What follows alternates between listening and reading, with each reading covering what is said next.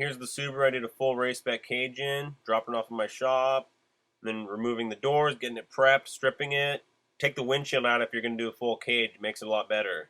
Marking the floor out where the plates will go, bending up the main hoop. Got the floor plates all welded up. The main hoop stands 47 inches tall. That's for Subaru. Here's the A-pillar bars going in. These are the toughest bars you'll do. To get them lined up with the body correctly, it's very hard. This is a little picture of how I did it. You bend the 30-degree bend, and then come down, twist the tube off center 7/16 of an inch, and then bend the 60-degree. Drop the cage down to weld the top, and then slide it up, weld in the floor plates. There's just a shot of the shop. The rear bars welded up. The X, you want to use a straight edge to line those up, tack them up. And then weld underneath your tubes as you're overlapping so it's fully welded around. There's just an action shot. There's the 15-degree door bar bend that welds to the B-pillar. There's the door bars. Yeah, there's the back X and the kind of the full cage. There's the door bar weld. Here's a cage I'm doing in a 2005 WRX Wagon. Show you a quick glance at what I'm doing here. Got some tape running for these door bars. I took this door bar and put a 15-degree bend on it right here. I'm going to be welding it to the B-pillar to really make it stiff. Just make the whole chassis rigid. There's the other side there. You can see the tape running. Just to keep the tube straight. So I got this piece of tube I just notched, a 60-degree cope right there. Those aren't very fun. They take a long time. So I'll show you holding it up in there.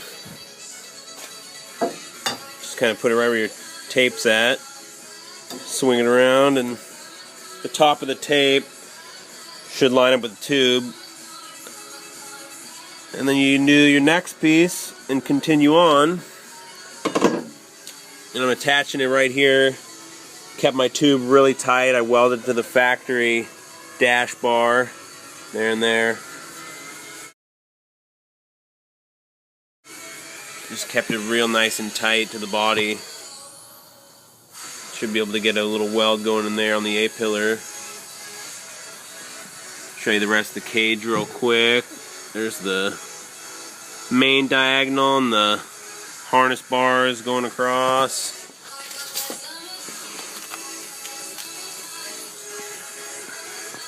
Come around the back.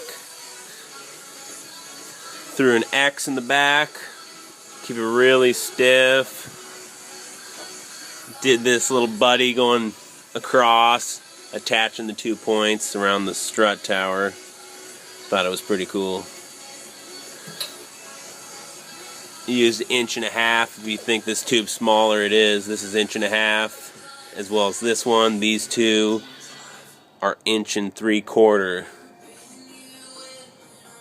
The main structural part of the whole cage is 1.75 inches, 120 wall DOM. This stuff back here is 0.95 wall DOM, 1.5 inches.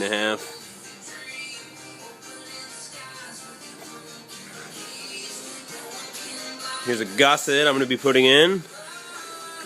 I'm putting a 90-degree bend on it right there, and it's going to wrap the tube. Really box that in. I'm going to be dimple dyeing here, getting smaller. Tie that into the B-pillar. It's going to be super burly. With this welded on and then that welded door bar, it's going to be very strong, stout cage. Get a view from further back of the car, kind of. This thing's going to be a beast. Okay, here's the door bars ready to be welded. They're tacked into place, lined up. Here's the finished welds.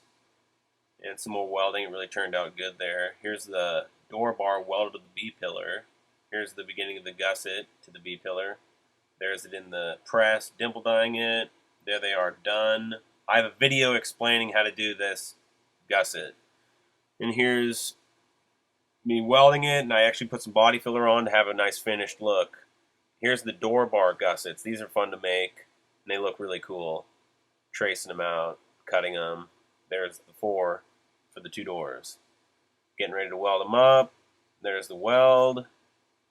Once again, those turned out good. I'm proud of my welding there.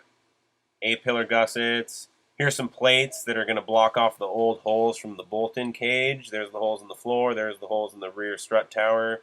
Here's the Tiger seal. This stuff works great for sealing around the rear strut tower or anywhere you want. Okay, now that the cage is done, it's time to start fitting the dash. You'll remove that metal bar seen in the middle of the picture and cut the plastic behind that bar so it'll flex. So once you notch these sides for the A-pillars, the dash actually flexes quite a bit to wedge up in there. And then here's a pic of me notching around the glove box. I carved the inside of the dash out until it just left about an 1/8 inch, just this flapper just covering the tube because it's so tight to there, and it was just tight to this mount where it bolts. Just shaved it down. Worked out good.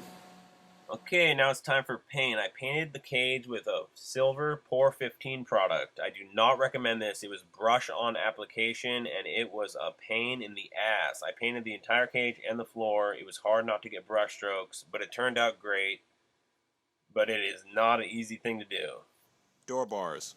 B-pillar gusset. Door bar welded to B-pillar. Jungle Gym. Woo! Alright, the cage is done. I'm delivering it to the owner.